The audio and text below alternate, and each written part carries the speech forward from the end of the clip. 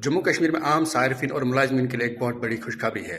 हुकूमत ने असम्बली में 5 बड़े ऐलान किए हैं। मैं हूं आपका मेज़बान शौकत अहमद लोन। जी हाँ, जम्मू कश्मीर के काबीना वजीर सतीश शर्मा ने आज असम्बली में जानकारी देते हुए कहा कि जम्मू कश्मीर के तमाम रहबरी खेल उम्मीदवारों को जल्द मुस्तकिल किया जाएगा और इस हवाले से मुस्तकिली का अमल यानी रेगुलराइजेशन का अमल जल्द शुरू किया जाएगा। सतीश शर्मा ने कहा कि जम्मू कश्मीर में अगस्त से यानी इस साल अगस्त से नए राशन कार्डों के इजरा का काम शुरू किया जाएगा।